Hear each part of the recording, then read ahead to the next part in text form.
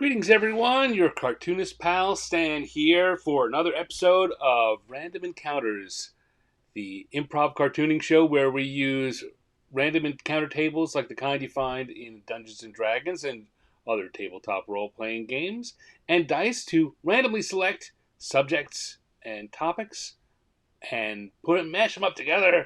I haven't seen them before, and then it's presented to me, and I draw it. I draw a cartoon of whatever that is, and you all get to join me. And today is our Valentine's Day special. Ain't love grand? And it's a week until Valentine, less than a week till Valentine's Day. It doesn't feel very Valentine-y, but if I wait till next week, it'll be post Valentine. So we're doing it. We've got a show with a slightly more focused uh, set of encounter tables that are Valentine themed. And I'm going to look down here at my iPad.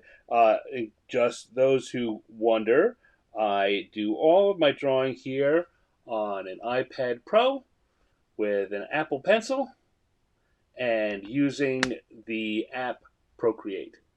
And that's how I get it done. I'm not sponsored. None of this is sponsored. Though, as I say every week, if Apple or Procreate are interested in taking me on, just give me a call. Just drop me a message. I'll talk to you about it. Anyway, let's jump right in. Let's get to this. We're gonna come over here, and I'm gonna hit this. And it's gonna take us over to our Valentine's Day special encounters. See, we've got fewer choices, but very focused. So let's jump in here, and I'm gonna come over to the die roller. I changed it over so we got a four-sided die first of all, and in case you're not familiar with these, you read them by looking at the number towards the top, right? You see here, if I move my pad around, it's actually kind of 3D-ish, and you can see that all the fours at the top all meet at the top. They're the same.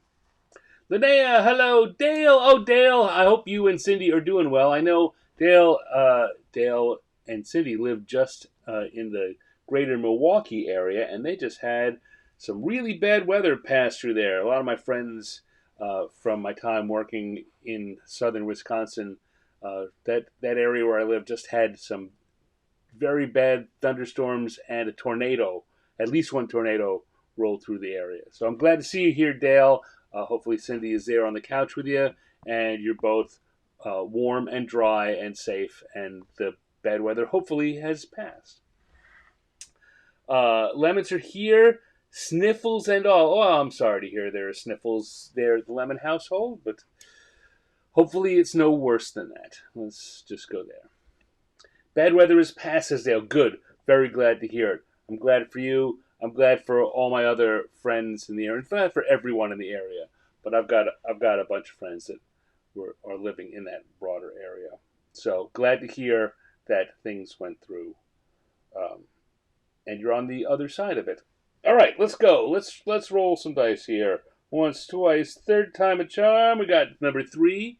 Our first what is 3. Our first who is 3. And once, twice, the third time. And our first what is 1. So we'll come back over here and say our first dragon is our who. Dragon Cupid. Now I can either make the dragon be Cupid or the dragon be the target of Cupid. I'm not sure exactly which we're going to go with first here. Let me make sure my pens are all set where I want them to be. I do my sketching in blue. Hello, Susan Berger. Thank you for joining us. We are about to draw Dragon Cupid. I think the idea of Cupid as a dragon is maybe the way to go, because then we can have a cute little dragon with Cupid wings. I don't know, maybe rather than shooting arrows, Cupid Dragon has a fire attack.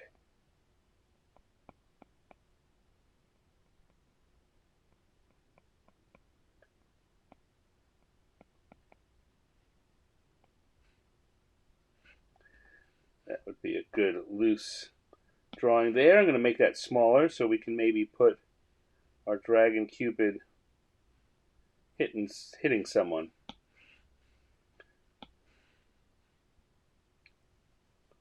Pseudo dragon. You know, I like pseudo dragons. I'd actually have to look them up. I don't remember exactly what pseudo dragons look like. I know they've generally got longish scorpionish tails, if I remember correctly. All right, so here is whoever the. I'm gonna just do a head and shoulders, but I think maybe.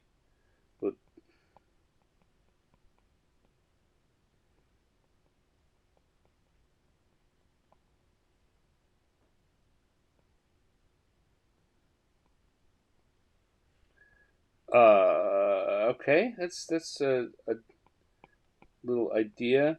I figured having them engulfed in flames would be the way to go. The question is, hmm, hmm. I'm now looking at the whole thing and saying, okay, this is a cute idea, but it's cuter if I give them a a target of their affection. So I'm going to come over here. I'm going to erase that. I'm gonna, I'm going to clear this entire page and start again. Sometimes that's the best thing to do. You get an idea, and what you have there doesn't play to it, rather than trying to erase and move things around, which you can do very easily um, digitally. Sometimes it's better just to go to a new sheet. All right, so here's what I'm thinking. I think we're going to have a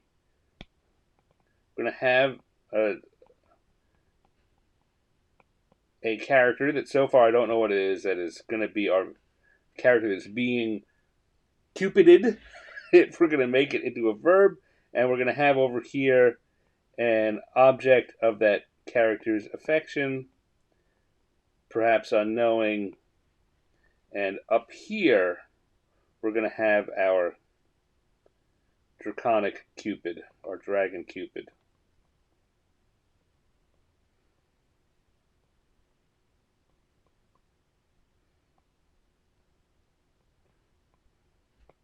Like that. Okay. That is a good basic layout for what we got going on here.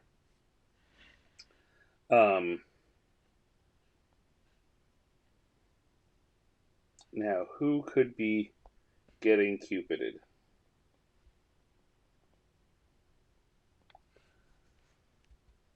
Dave says a sea hag? Sea hag.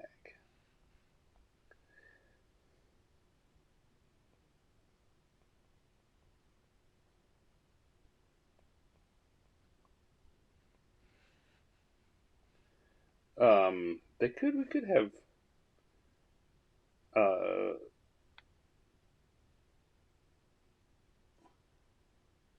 I'm thinking about the sea hag, and that has me thinking about other just completely unlikely creatures, things we don't even think about as being in love. Or sea hag is the object of the desire. That works also. um, I tell you what, I'm thinking about changing the perspective on this just a little to move that down, and then make it so that in fact there's I drawn that size difference for there to be a physical distance between them. But I'm thinking here, if we change it so we have a giant creature and a smaller creature,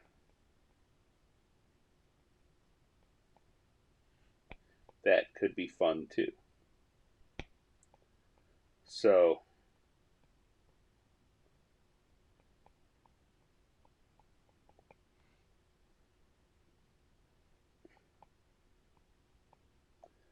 thinking maybe even an actual giant here.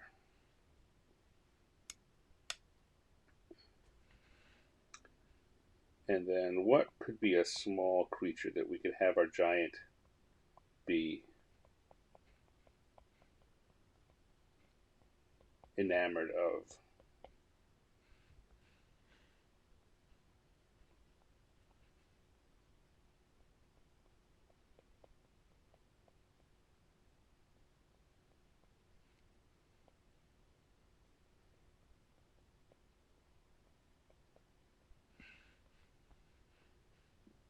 And maybe the little thing is a little worried that the dragon is, or that the giant is taking an interest in.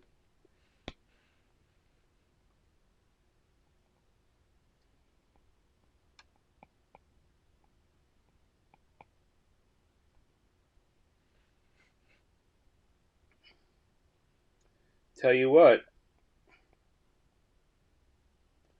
do we often say? Go gnome or go home?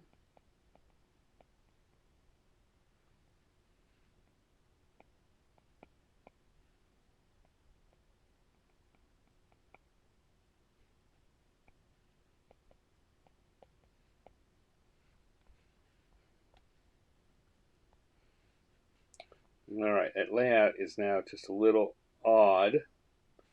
So I'm going to once again grab that, move it over here.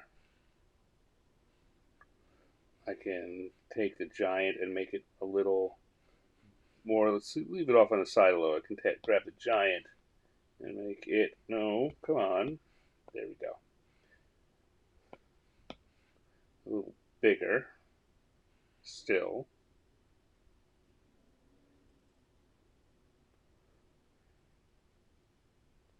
And we can grab the dragon, Cupid, and just move it over a little more like that. All right, I think that's a good start here. Just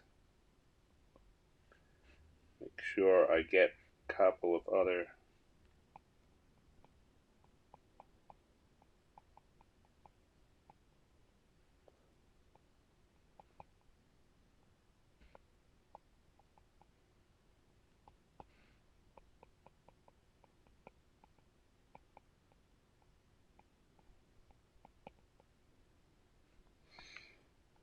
All right, I'm liking this.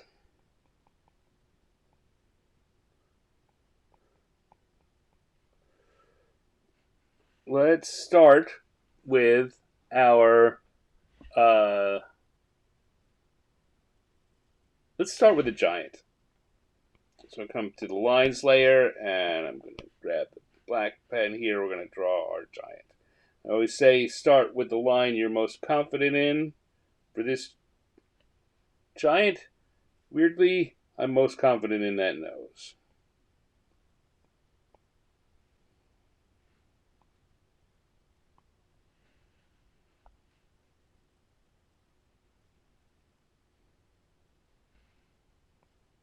I'm going to do this a little Hanna-Barbera style and give it kind of that Fred Flintstone mouth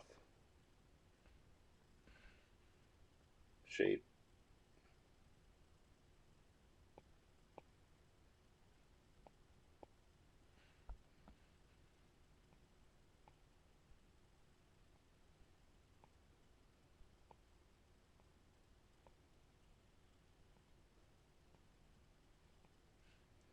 There we go. Fill that in. Got big hearts in the eyes.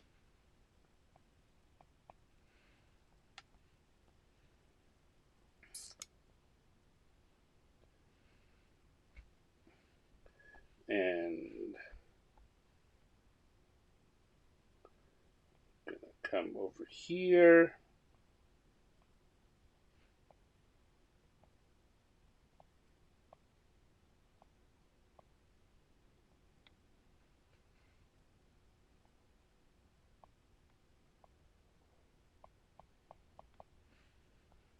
Look at that.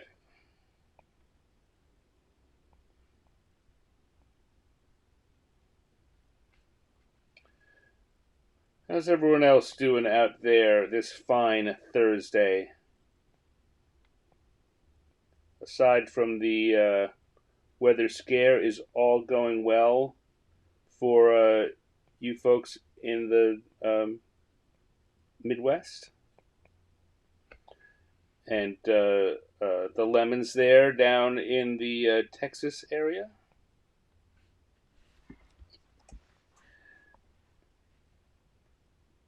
It's been a weird. This year has already been a weird weather year.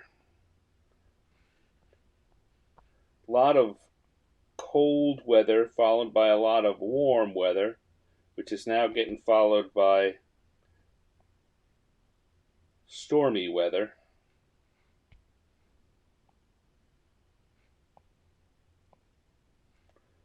I said Fred Flintstone, and now I'm giving him those splotchy tunic.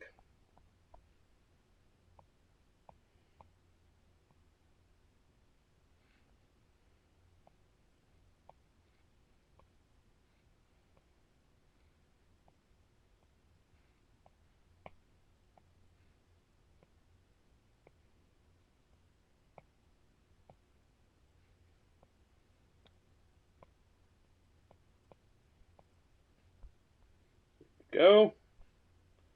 Having drawn all that, I'm seeing that I didn't get. So here's some things where you look back and you say, I didn't quite get it quite right. These lines, that line's just a little too thin. I have to do that again. But I can put that at a better angle and come around here. And that works there.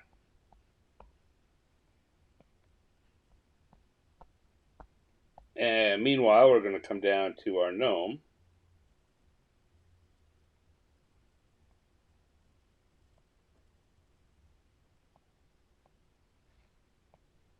Who's just, doing his gnomey business, hanging around, sweeping in front of his store.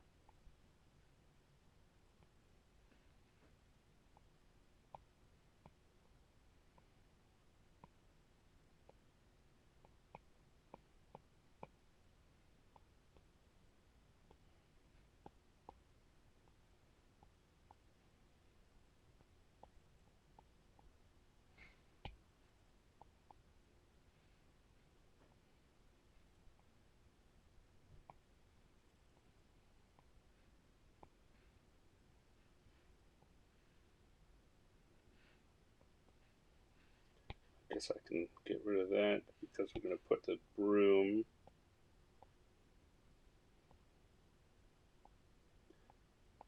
Might be a mop.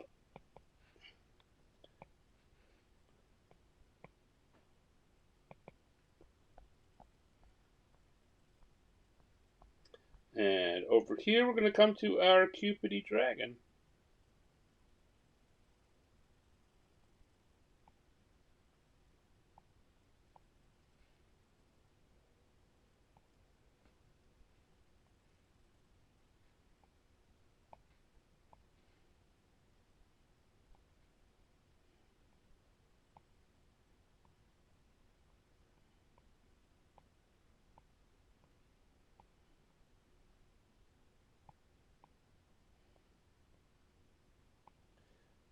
It's funny, as I was drawing this, I realized that there's a lot of similarities uh, between it just kind of in their wardrobe between Cupid and the baby New Year. They're both, basically little baby creatures with often shown with a sash and diapers, and that's it.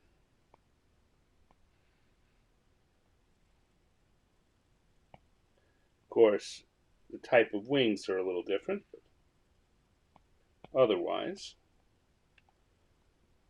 Now,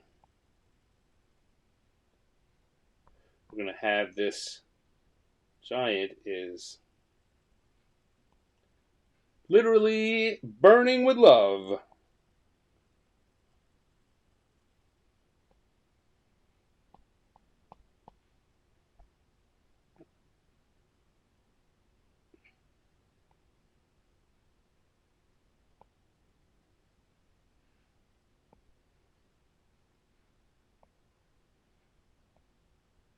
I think we'll put some little hearts within and outside of the flames.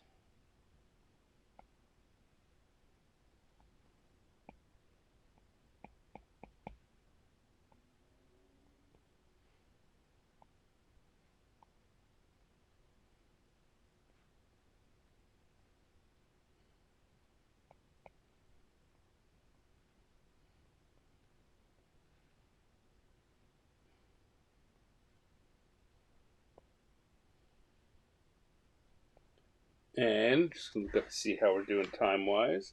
All right. I'm going to retouch up the hearts in the giant's eyes for a second here, just to make them a little more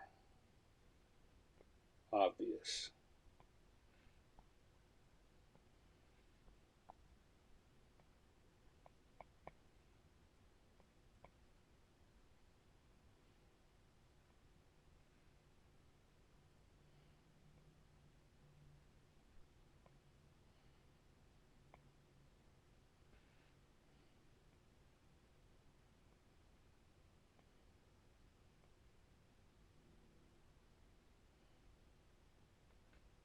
All right, I'm going to turn off the sketch lines there so I can see what I have going on, where I might want to add a little bit extra in.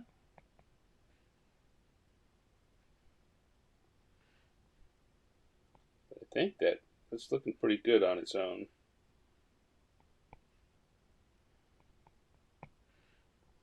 Add a little hint of hairs or fur to show that these items have that, and make them a little more tactile. We've got a cute little draconic Cupid. I feel like there could be this could actually be a cute little story about Dragon Cupid. Uh, I don't know exactly what would happen in it, but certainly misadventures. Right, Dragon Cupid would just not quite get it right.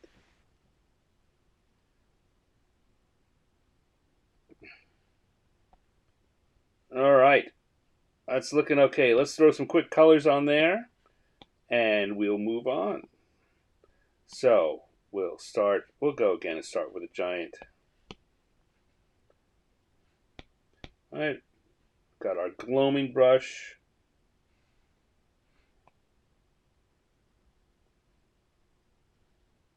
Which lets me come in here and do the quick shape-based drawing, loose shape-based, which is similar to what you might want to do with a coloring, with a crayon or a marker. You don't have to fill everything in. You fill in these shapes.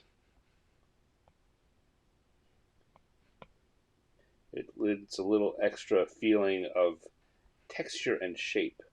And come in here and again, since I brought it up, we're going to go with that Fred Flintstone Hanna-Barbera idea that the mouth area is just a little darker.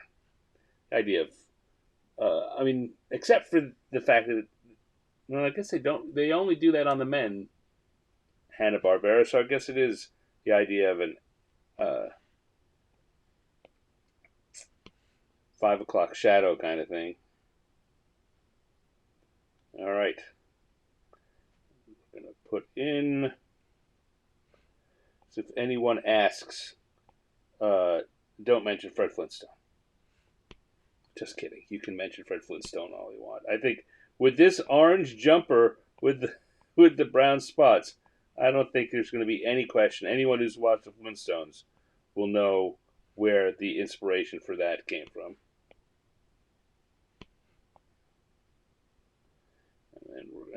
want that to be darker.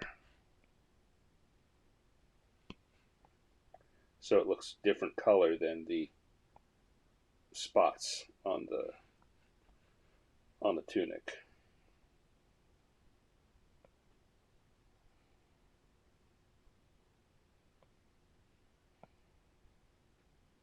Here again, hopefully you're getting a quick idea of what shapes I'm seeing by how they're popping on there. Okay, and let's jump down to our gnome.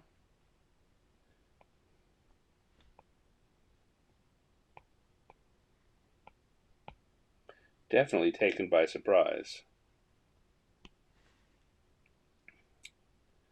Let's give gray hair. This time we're not going to do anything too crazy with the gnome. Whoops. Hit the wrong button.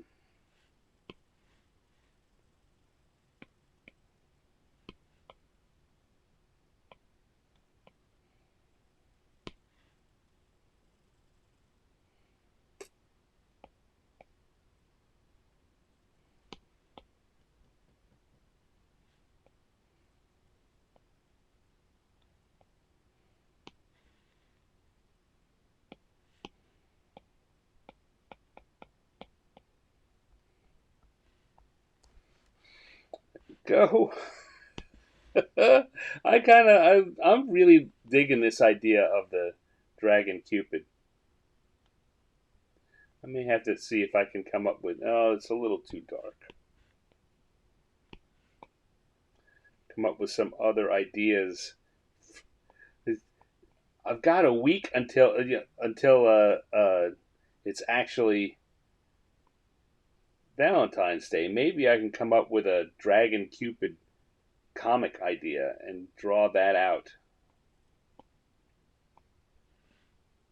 If you see that, you will know you were here when that idea came up.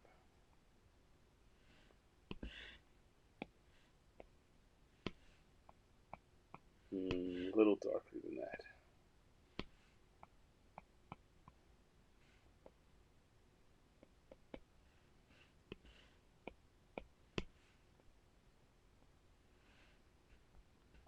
Okay, and then we're going to take a bright yellow. I'm going to do yellow for the fire.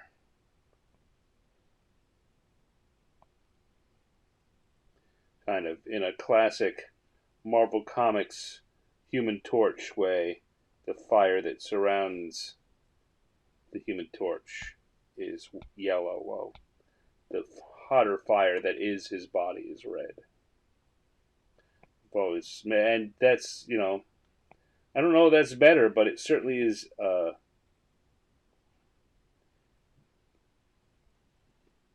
ingrained into my brain that that's how it should be. In this case, the red is the hearts.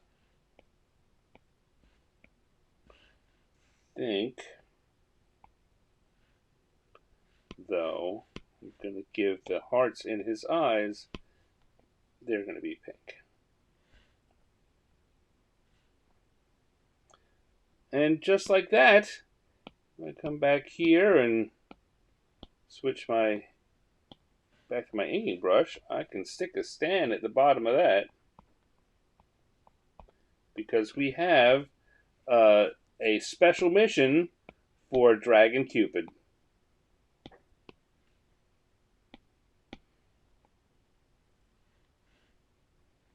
Mission accomplished.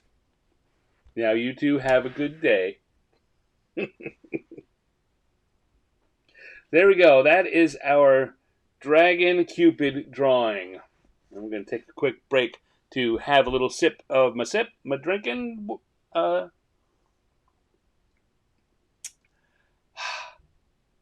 Deep breath. Say what you mean. Have a little sip of my drink.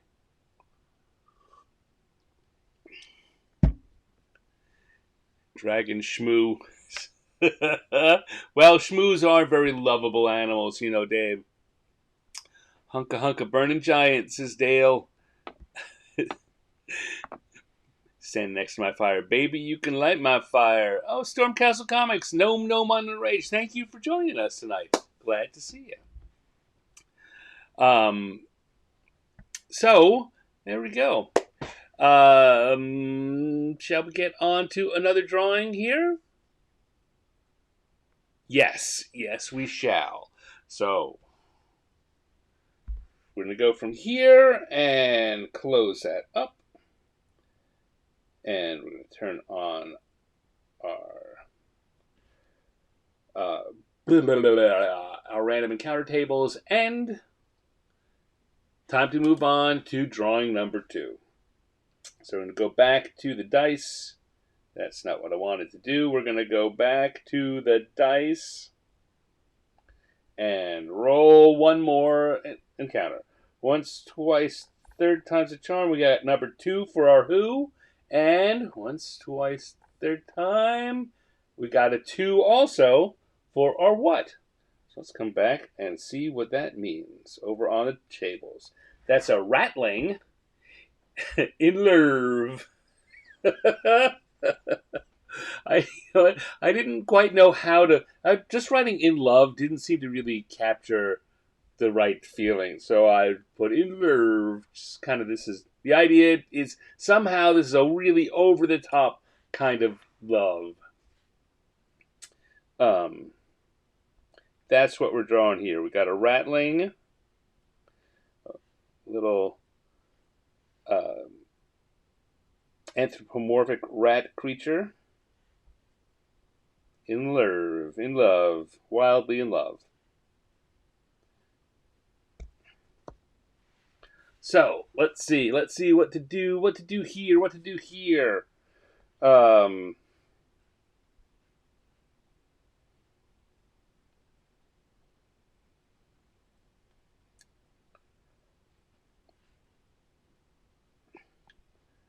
So this rattling got a body and a head. To see where I'm thinking, we got a nose, ears and a nose.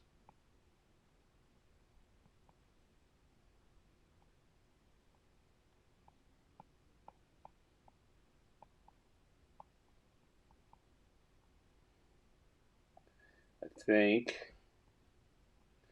we're going to have a rattling floating in the air, transported by lerv.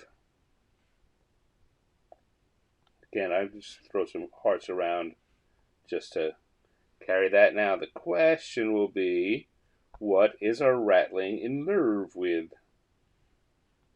Could be another rattling, could be 2 rattlings, kind of just floating around each other, being in love. Stupid rat creature, says Dave, which, if you don't know, is a brilliant throwback to the comic Bone.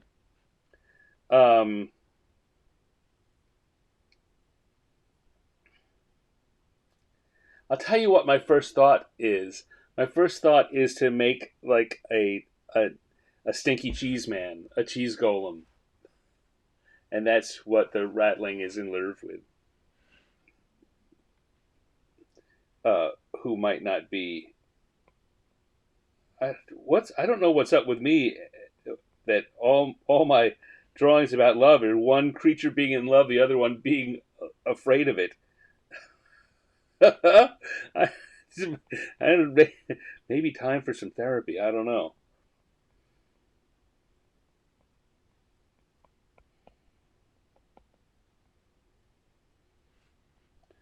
But a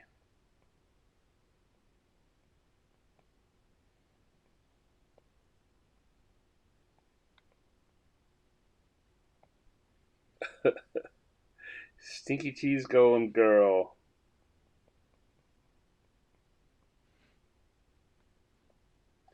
That posture isn't good. Got to do something about that. Big eraser.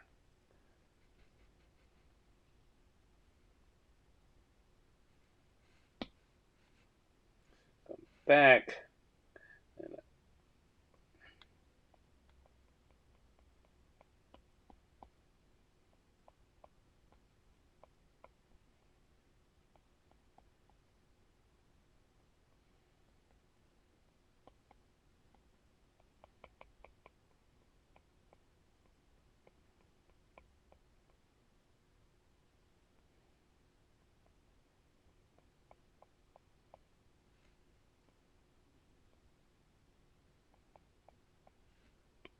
I'm gonna erase that again.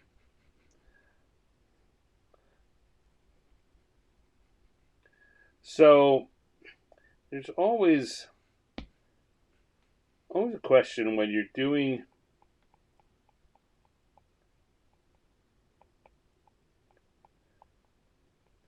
something like this, or doing anything.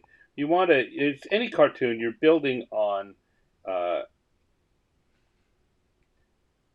you you're drawing in shorthand, and you are building on people's expectations. You want to very quickly get ideas across. Um, but you want, or as far as I'm concerned, you want to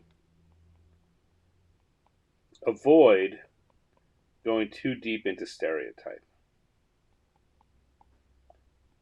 and that's just a challenge, right? You want it to read like, let's say, want to read as a girl, uh, but I don't want to go and do the comic book style, um, over the top buxomness.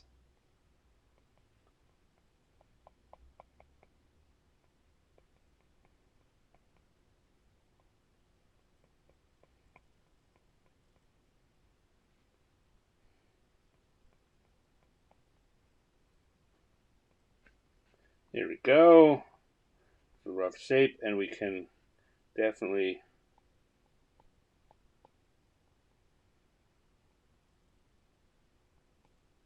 give her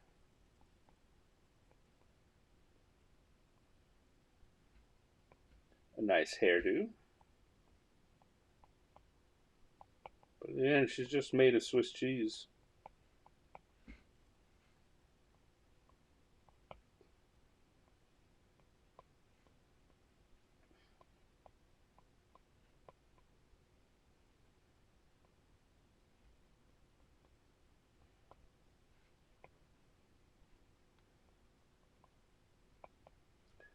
I don't know. Now I'm sitting here thinking. So first had her not wearing any clothing, and then I just put kind of. I started thinking. I'll tell you the kind of the creative what tricked in my head. It's like, okay, no, I don't want it to just be that, but who could I, if we're gonna dress her? And I started thinking of the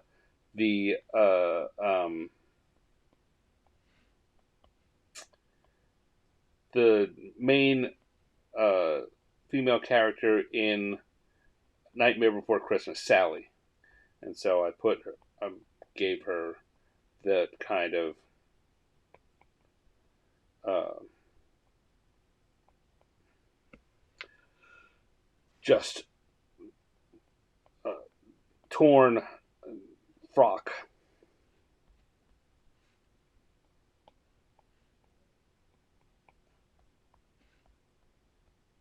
All right, that'll do. I don't want to think about that too hard, but I also don't want to, you know, I don't want to do something that's going to be, uh, let's say, like I said before, too much of a stereotype, too much of someone else's idea, or um,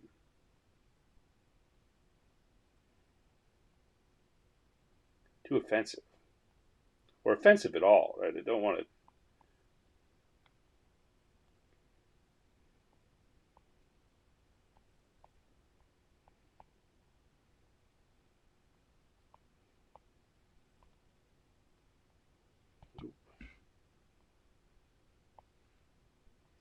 go.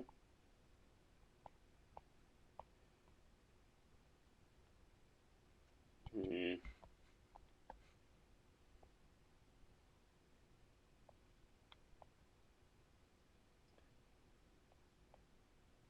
I mean, I'll trust if I do kind of start to go over a line, you guys have got to let me know. But in the end, good intentions will carry a long way. It's not the entire way. Still got to be responsible for the choices you make.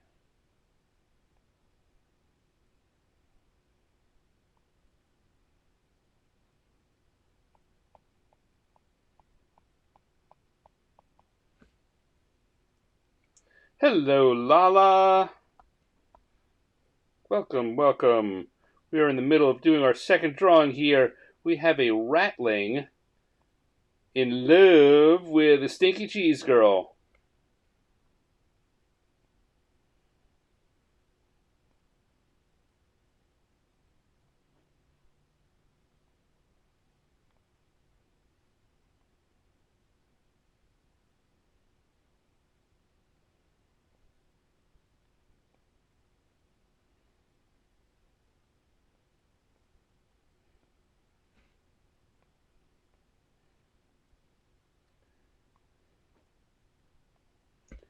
If that doesn't make a lot of sense, well, you're right, it doesn't, but it's kind of funny.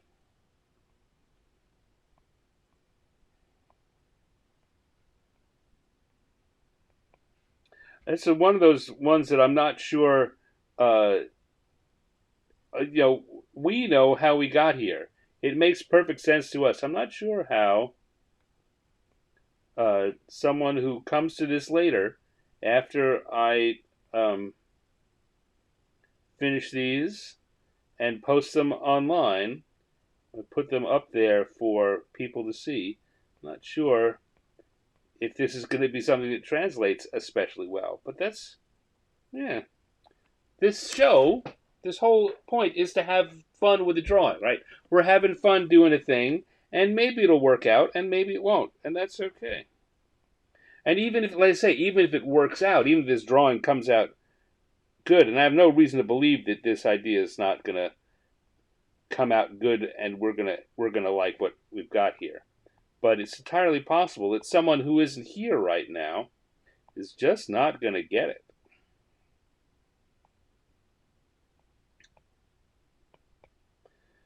That is one of those challenges, actually, when you're doing any kind of cartoon creation. It's a challenge to a lot of different kinds of writing, is to make sure that it what your intention reads to the audience when you are not there with it.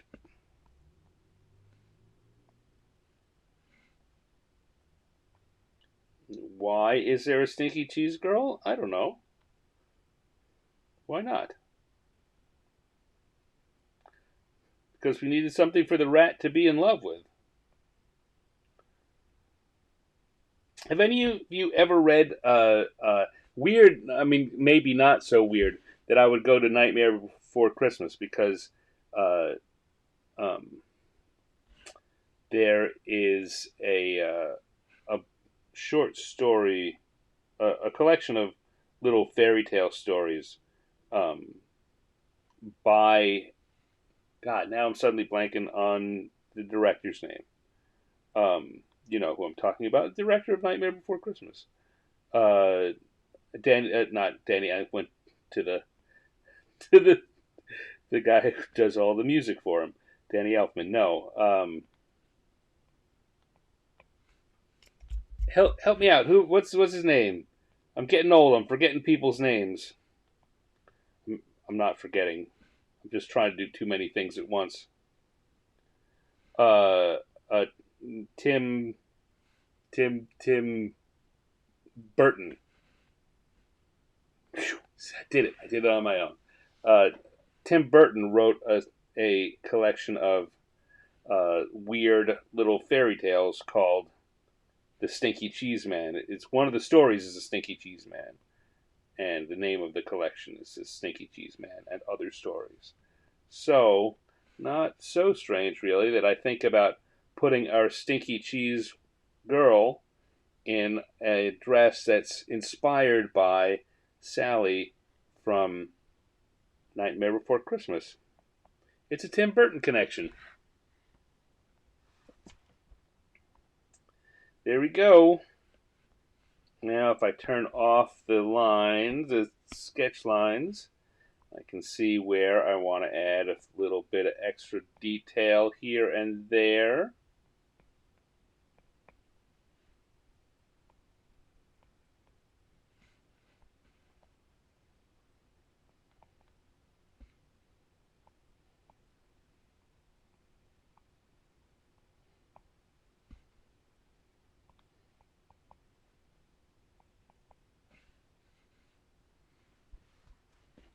Oh, Lala, thank you. Lala says watching Stan draw is very relaxing. Well, thank you, Lala. I'm glad that you feel that.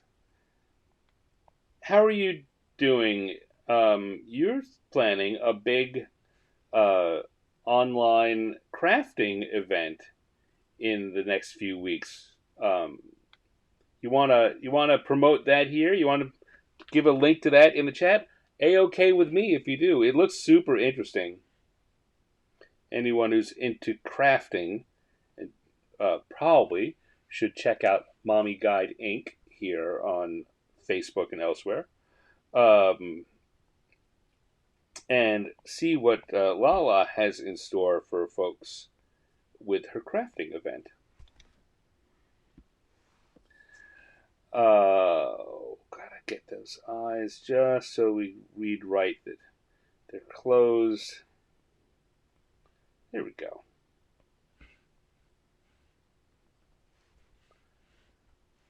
Oh, so she's done with all the preparations, just waiting for the fine. Okay, well, that's a good place to be. Get everything, all the details worked out with a couple of weeks advance, so, because you know you're going to think of something, or a surprise is going to come along. Surprises always come along with live events. I need to change those eyes. They're not looking quite where they need to.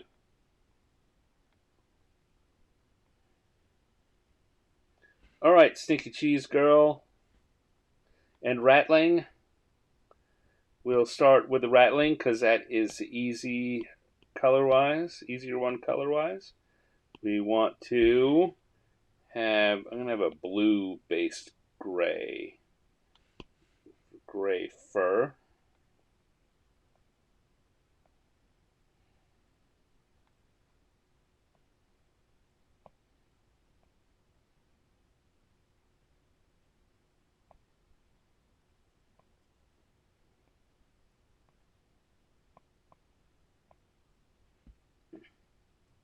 Like that. We're going to go down to that one of those faux black for the hands and the feet.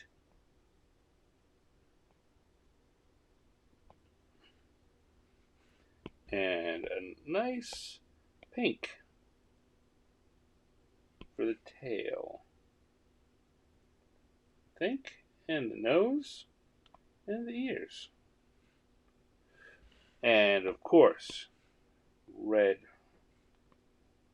for his overflowing emotions. Now, our cheese is going to be a variation of yellow. Thinking of a good Jarlsberg or good Swiss cheesy color.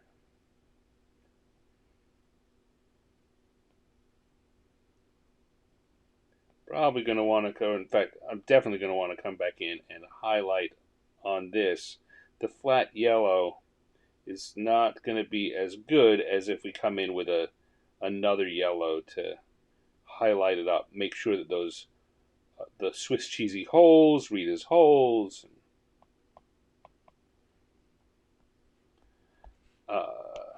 So let's go darker there and make sure that we come in, and that's maybe not even dark enough. Darker than that. Go.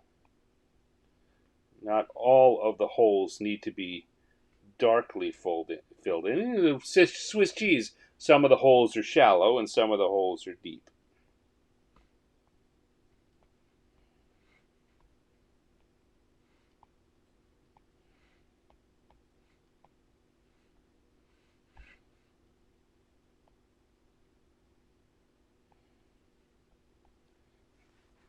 There we go. Stinky Cheese Girl. And then we'll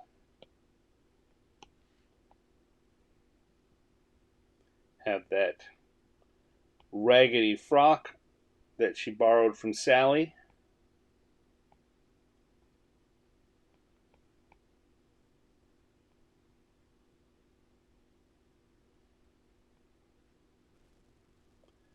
And I want to come back in again to that cheese and add add some other highlights. A darker. This is weird. This is going to sound like a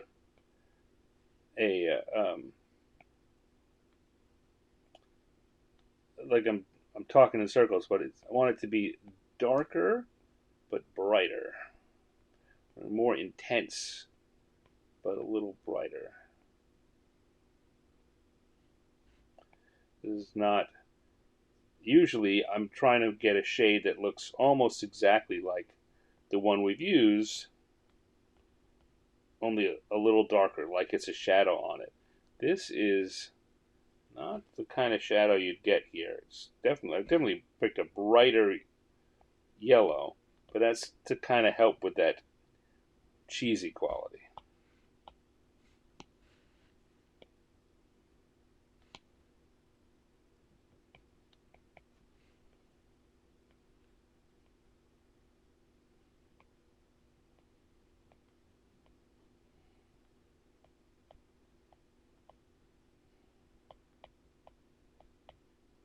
There we go. And I think I want to come back to the lines layer and add a few extra lines. I want to, again, kind of like I had on the first one with the Cupid, I came in at the end to make sure we got a couple of motion lines to show that our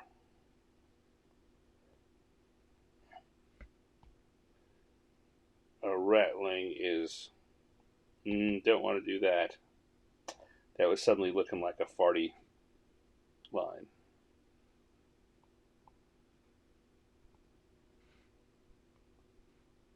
But that our rat is floating towards his new love, the stinky cheese girl.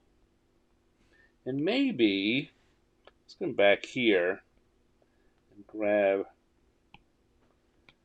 I'm going to go back to the coloring line, grab a darker version and maybe put some lines coming off her like this that show she's a stinky cheese girl.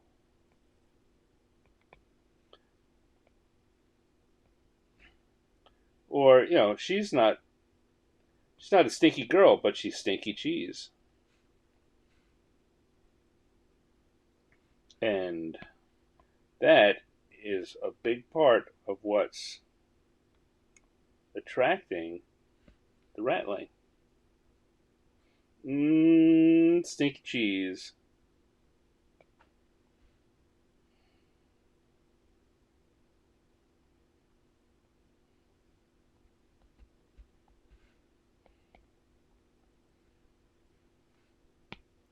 Which, I put those on the wrong layer. Oh well, doesn't really matter since they don't interact. So what I did here, he said, I often talk about that, but our color is on one layer. But if I turn off the colors, you'll see that I put the stinky lines on our lines layer. And I put the color back on, and I turn off all the black lines. The stinky lines go along with it. Now that's a problem if you put your color on the same layer as your lines. If the color and the lines interact, like everything does everywhere except those stinky scent lines. So it's okay. I can just leave them there. But I do want to come back and once again add another little extra bit to show that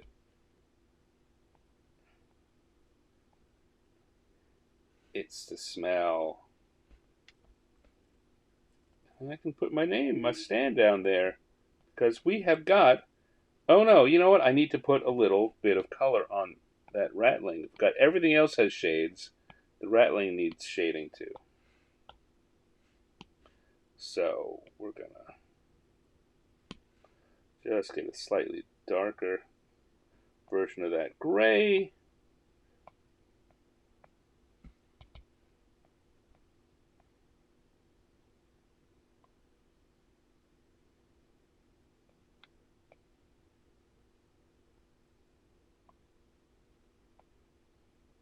Like that. And a slightly darker version of that pink. I think the faux black is doing good where it is. No one's going to notice if we don't add a little more there, but just a little extra there for the ears and the tail. There we go. And we have ourselves a rattling Inlerv. It's a good second drawing. There we go. I'm going to put that down, have a little sip, and take a second to see what's going on here in the chat room.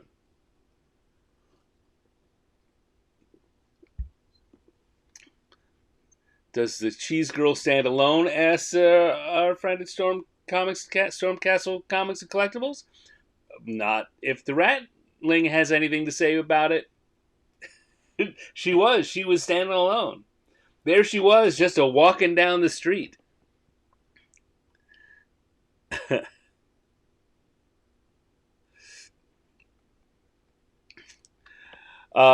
Yeah. So that's looking good. I'm going to just take a quick little break here to talk to you guys about the fact that this is, again, the second night in a row that I'm doing a live stream. If you don't know, on Wednesday evenings, I now have a regular Wednesday evening live stream called 50 Years in the Dungeon, which is celebrating the 50th anniversary of the Dungeons and Dragons game by me doing interviews with people who have been involved in the game. I know a bunch of people, having worked in Lake Geneva at TSR and in Seattle at Wizards of the Coast, having worked on Dungeons and Dragons, on the Dungeons and Dragons team, with freelancers over the years since I've left both of those. There's a lot of folks I know who have been involved in the game, and so I'm having them on to interview them about their experiences and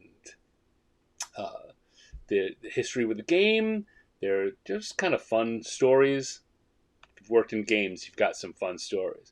But what makes it, the twist that makes it Stanish is that while I'm doing that, I'm also doing drawing. I'm drawing an homage, a cartoon homage to a piece of art from a classic D&D project. And since this is the 50th anniversary of D&D, I'm planning to do 50 of these shows with a piece of art from each year in the history of Dungeons and Dragons. And we just did our second drawing, the third episode of the podcast. The first episode I didn't do any drawing. We were just talking about the show.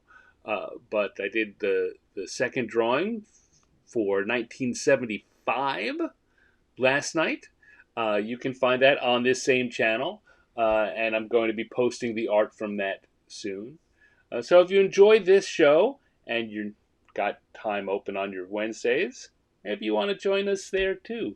And one of the really interesting things is that show, the 50 Years in the Dungeon, got a Substack, got a newsletter, a free newsletter. And if you join up, you will get all the details and all the images sent right to your inbox. And not that I like to make this all about money, but it's life and it's a little bit about money. If you sign up as a paid subscriber, so this is totally free, you'll get all the drawings for free. If you sign up as a paid subscriber, you will also get process videos for all the drawings. A quick, 30-second video that reveals the entire drawing before your eyes, like magic. It appears on the screen. And also, if you are one of the paid subscribers, you will be able to help take part in polls to help shape the future of the show, and you will have the option of buying art prints. I'm going to make signed art prints for most, maybe all of the drawings that I do for this. Here's one of the cool things. If you're a free subscriber, you may win one of those art prints anyway, because once a month I'm going to choose one of the subscribers and send them a signed art print of the a drawing that was done on the show. So you don't have to pay anything. You could walk away with a free piece of art to hang in your home. If you want to be a paid subscriber, you will have the option to buy them. No, in fact, that's the other thing. These are going to be exclusive there. I'm not going to sell these prints anywhere else. So if you do want them, you kind of have to be a subscriber. Uh, and if you want to come in at an even higher level, then you will get you will be guaranteed to get a print. It's like pre-ordering. I'll make sure that you get a print. Your first one's off the shelf. So, like I say, free is all that. Let's put the paid behind us for now. Let's focus on the free. Free newsletter where you get Stan art and the possibility to win some physical Stan art for your very self.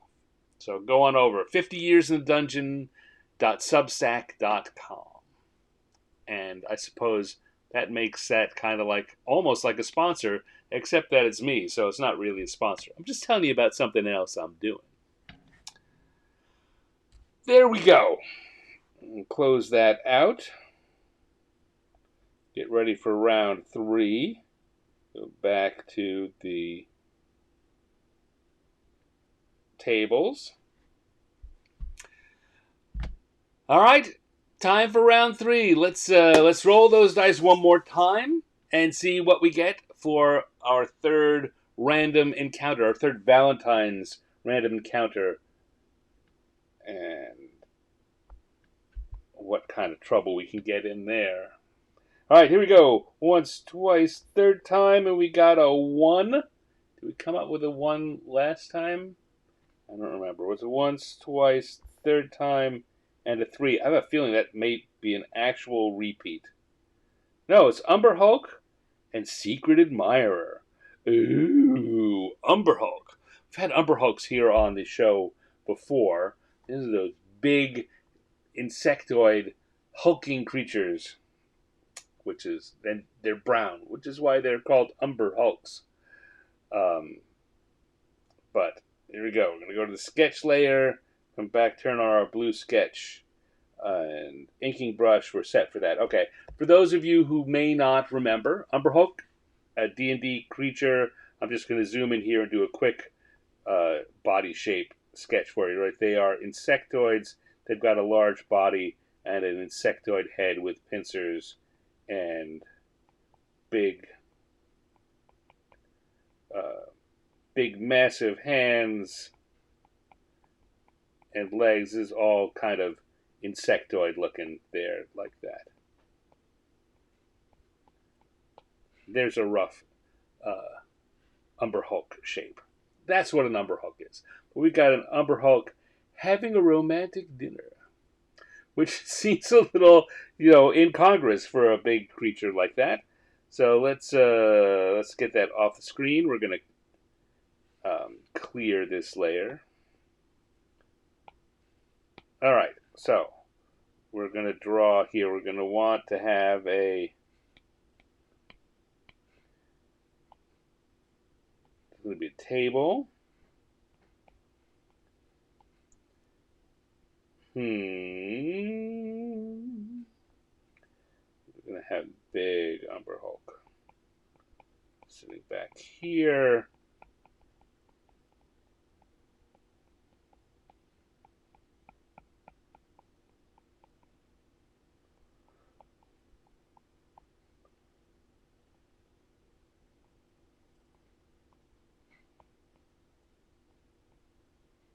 All right, I'm sketching a lot of things here without saying what they are.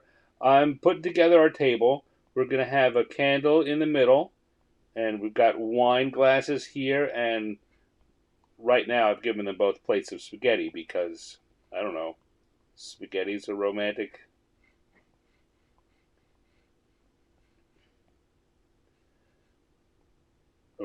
meal. Kind of thinking of Lady and the Tramp. Maybe that's what it could be. Is they could.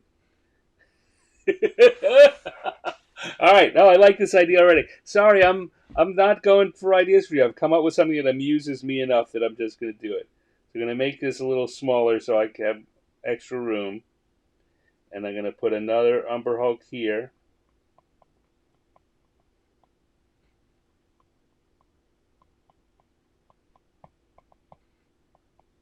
And, oh, I suppose I need them, if they're going to hold hands, their hands are so big, that's got to be something that happens over on the close side. So I've got to erase a little bit of what I've done there, but that's okay. And they're going to Lady in the Trampet with a spaghetti strand between them.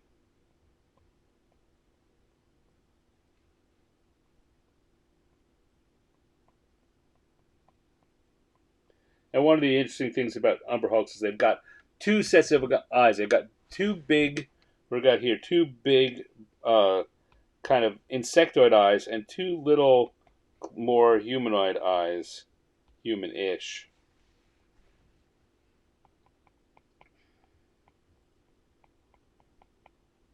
All right, so we're going to have them holding hands over there. That's going to come up on either side.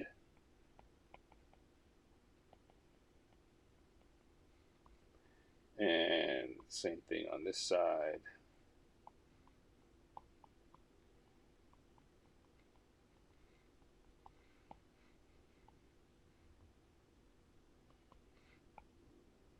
Give them little chairs that they're sitting on.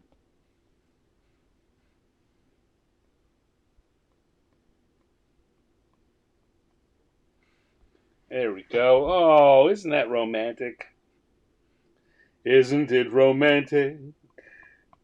I don't know the rest of the words to this classic song. Isn't it romantic? Hello, Marianne. Thank you. Just a quick stop by. That's okay.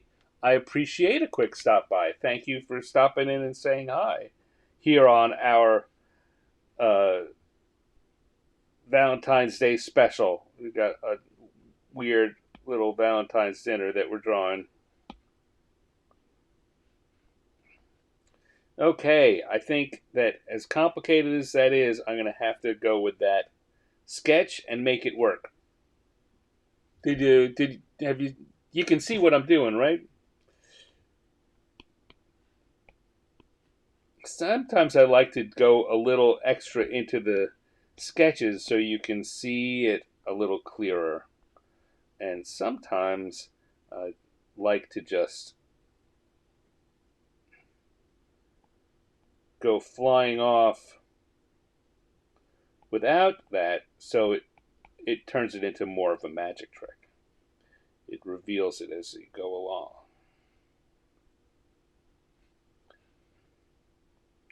But here, it's mostly about the time that this is going to take to do.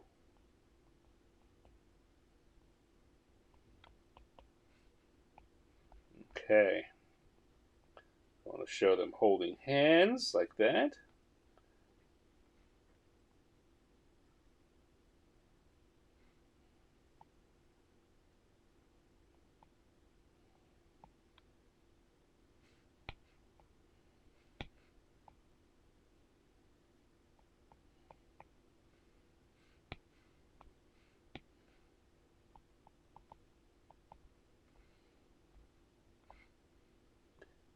And we'll have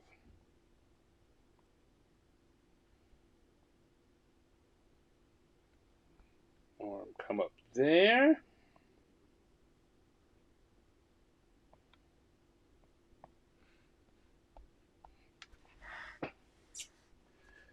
And I'm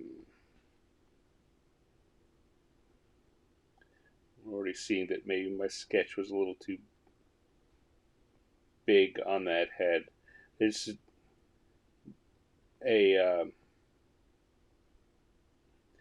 one of the reasons why one likes to do sketches is that it makes it easier to be confident about more lines. You know how I'm always talking about being confident drawing the lines you're confident in, because the more you draw something you're not confident in, the higher the possibility you're going to have to erase some of it because it doesn't line up. We saw that in one of the earlier drawings tonight.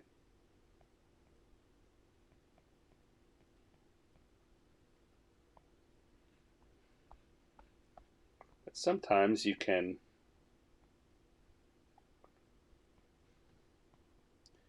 just notice that your sketch is off and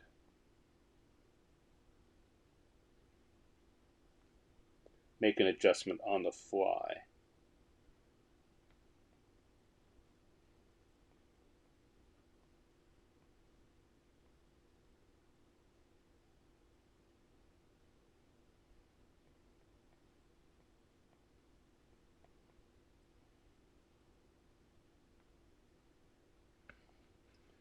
I'm going to come in here and we're going to put the... Oop, that didn't quite work. Put the spaghetti.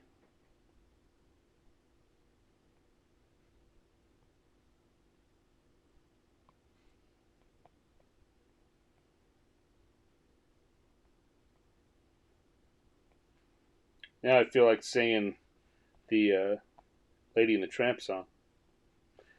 But of course I don't want Disney to get mad at me, kick me off the air. I guess I could do a little bit. Just a little bit. Just a little bit. This is the night. It's a beautiful night. And they call it Bella Notte. You can tell I haven't been singing in a while. My voice is a little warbly. There, so I kept that under 10 seconds, so we shouldn't have any copyright problems.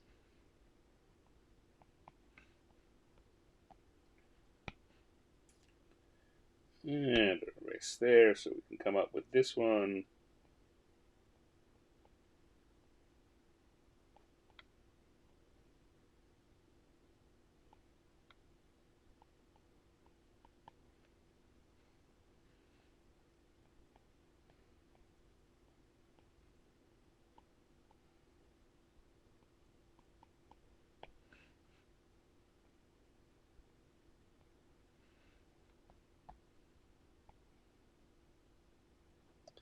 And we've got it here. It's looking pretty good.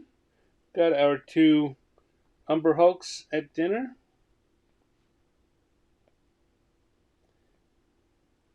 Now things get both.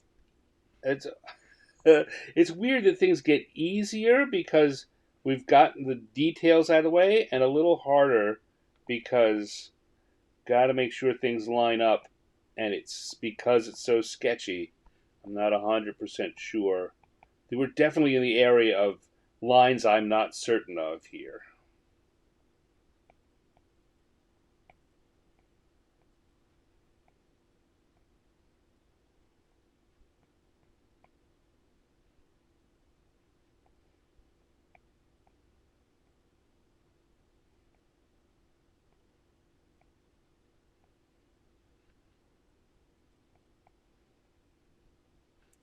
Got a cute little table. Okay, now maybe I'm going to make sure I get a table in here at the right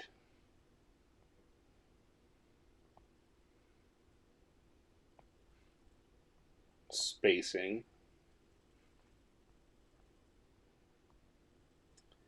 And we're going to put the candle back here because it's a candlelight dinner.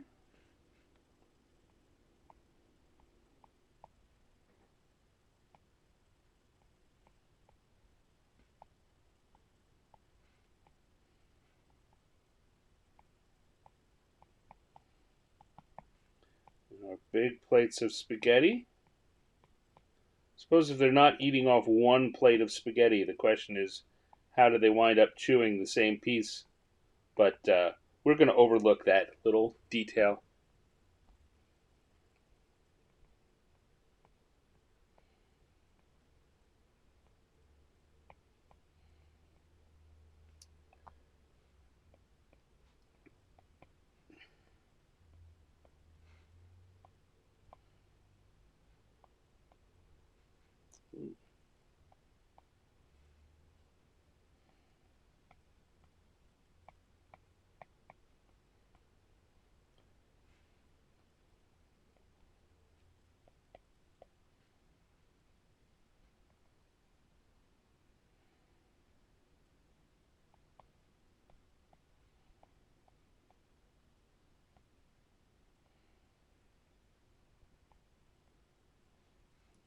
go.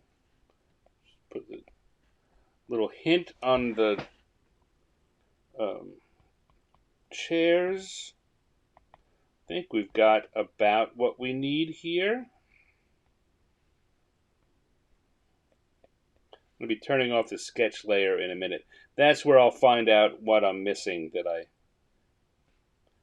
gotta put the other side of the pincers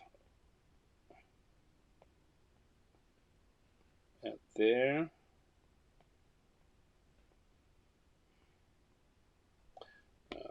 Here I'm already seeing. I want the mouth. I want the Umberhawk to be smiling.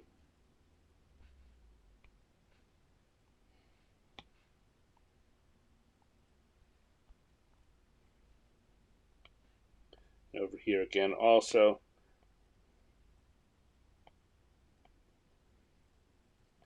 Want it to be clear. Again, you get these drawings with a lot of details in them. One of the keys to putting a lot of details successfully in a drawing is being sure that you place them well enough that the important lines can still be clearly seen. All right, let's turn off the sketch layer and see what we got here. It's looking pretty good. I think I'm going to get a lot of detail out of adding some shading, some 2 or 3 tones of brown on this.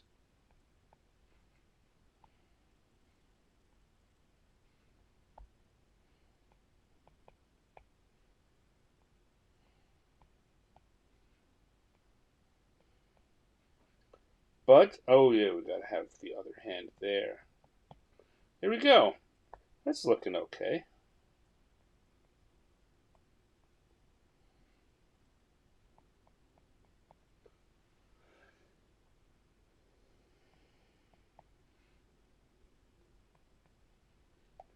I'm just making sure I got all the details that I want line-wise before we start filling in with colors.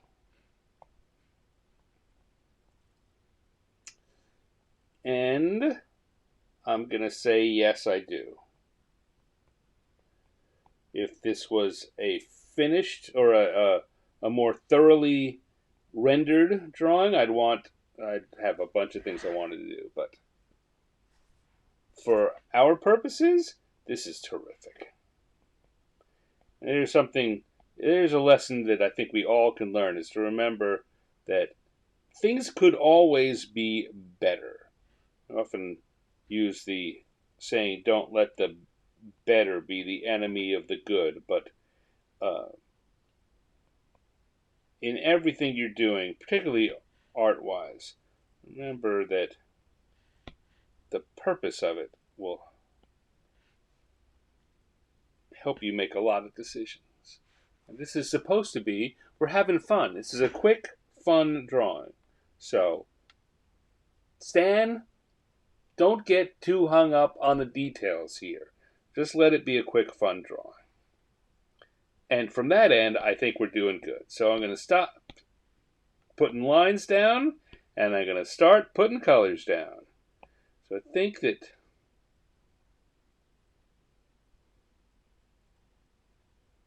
that's going to be a good basic brown for this.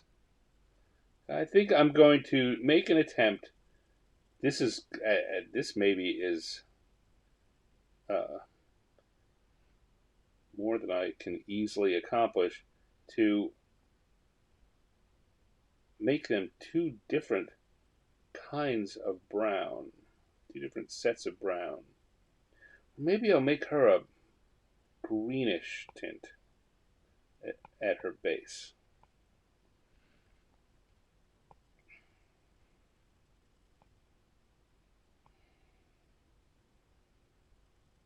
I've already kind of decided that the one on the right is a he, and the one on the left is a she. Unclear actually whether Umberhawks have gender in that particular pairing, but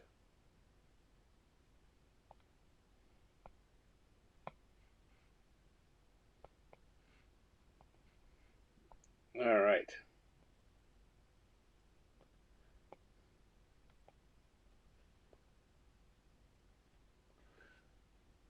Always thought Umber Hulks were great. Well, so one of the things about Umber Hulks is, like so many monsters in Dungeons and Dragons, uh, they are they're different in different editions. So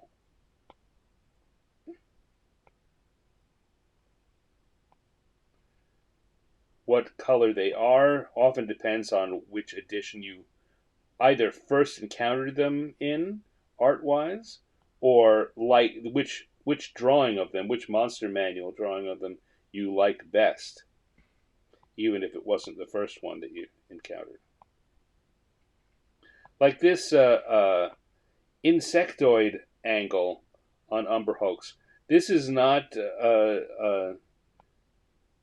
in the early editions of D&D. This was not the case. This is an introduction, um, mostly in third edition, the third edition of D&D. Todd Lockwood, I think, did some insectoid Umber Hulks just kind of as a new idea. And I always liked Umber Hulks anyway. Um, but I really liked those, and so my version of them has always carried those kinds of details forward with them, even though in later editions, in fourth and now fifth edition,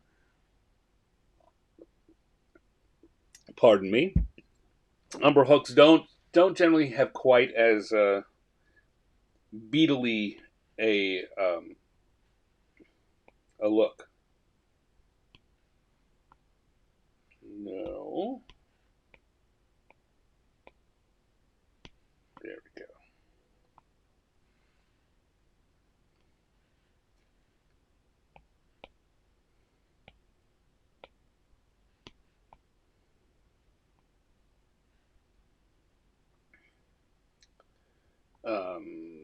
Okay.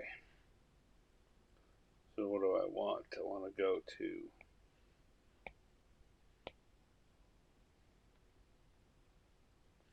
deep red for some wine here, and a dark green for the candle bottle, and maybe a yellow for the candle.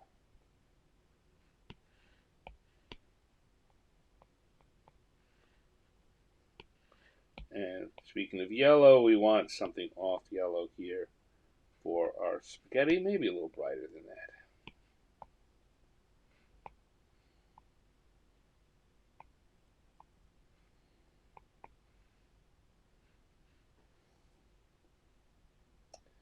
that. And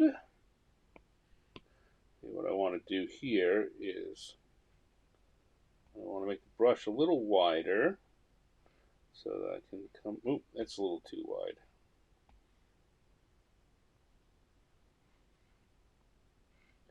So it's easy for me to make. I was talking about this at the beginning.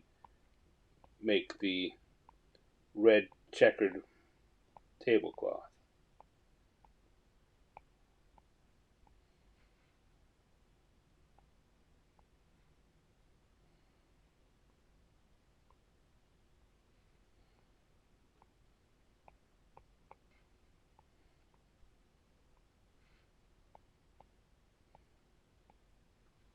Like so.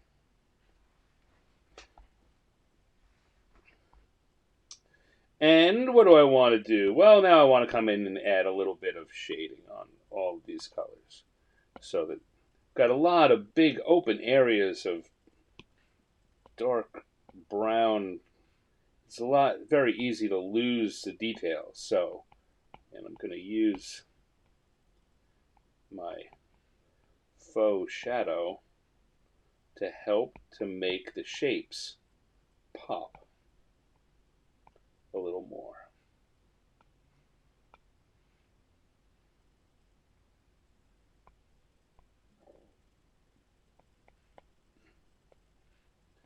that. See, by putting this over here, this circle around the the shoulder that makes that and leaving that bright part within the shoulder makes it pop forward a little more. Feel a little more three-dimensional.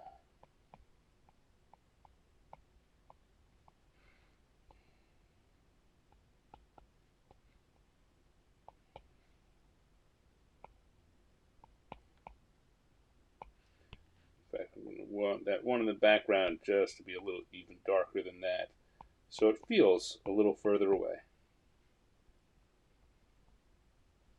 And then we'll come over here to our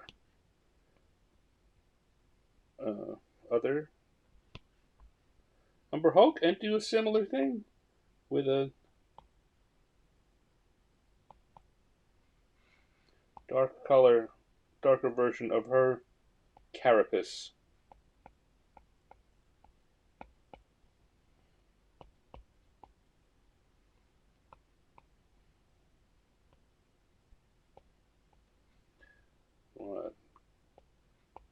Darken out some places to help drive home the feeling of the shapes that we're dealing with.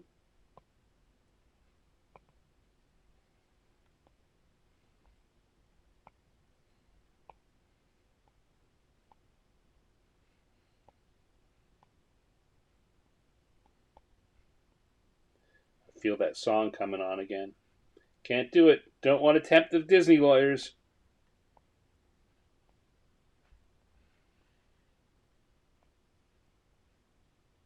Oh, and then I want to do a even darker bit here for the arm in the background, arm and leg in the background, so they feel just a little bit further, even further away.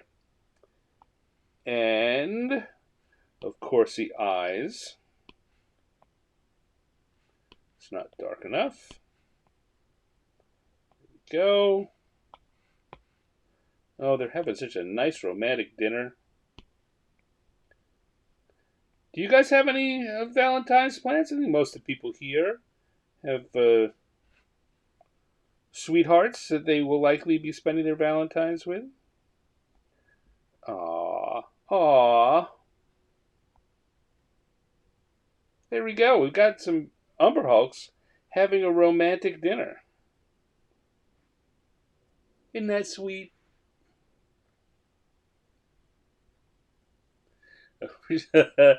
Dave says, I can whistle Dixie from Steamboat Willie with impunity. I sure can.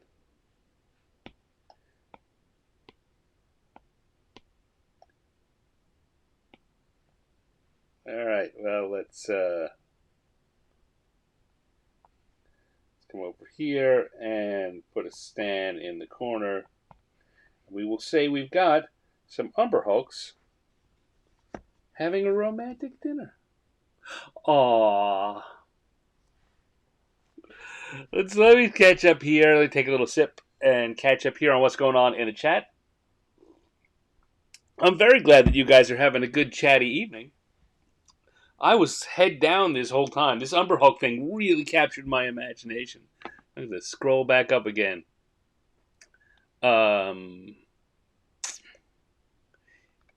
Invoke parody. Yeah, well, I suppose my singing is a bit of a parody all on its own, isn't it? Oh, well, it says I'm multi-talented. Well, thank you very much. I used to be a pretty good singer. Uh, for a long time, I didn't think I could sing at all. Actually, when I was in Japan, through the magic of karaoke, as they say there, I learned that I was a pretty good singer, and I wound up actually singing a little bit with a jazz combo in Japan. And when I came back here to the States, I um, did a lot of karaoke, and I like singing. That's the main thing, and I can tell when I don't have to be. I'm not a professional singer in any case. I just need to be good enough to please my own ears. And I've found out that mostly that pleases other people's ears. Mostly. Always muted afterwards. Yes, well, hopefully it won't come down to that. Like I say, I sang a for under 10 seconds in one verse. So one or two lines of one verse. So I don't think I've really got any problems there. We talked about the gray Umber Hulks and brown Umber Hulks. Monster card back, yes. So Storm Castle's talking about in the first edition they put out these monster cards with art in color, where all the books were in black and white at that point. Art in color, you could show the card to your players so they saw what the monster looked like, and the stats were on the back. Interestingly enough, I think we were talking about that last night on the 50 Years in the Dungeon episode, where I had Steve Sullivan as my guest, because he did one of his first assignments was to do the text for the back of those cards. So we're just talking about them on the show. One of those other interesting things you'll see if you tune in or watch the replays. Lala says, no romantic dinner of any kind, but celebrating with your kids. Oh, well, that's good. Yeah. As long as you have fun. Turkey in the straw. Lala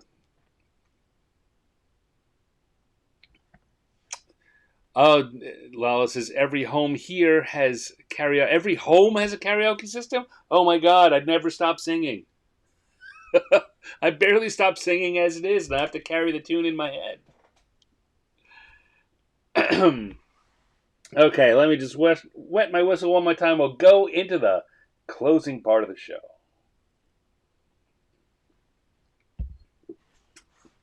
All right, well, there we go. We had another evening with 3 good drawings. We have here Umber Hulks having a romantic dinner. And before that, we had a Rattling in love with a Stinky Cheese Girl. And before that, we had a Dragon Cupid who's setting a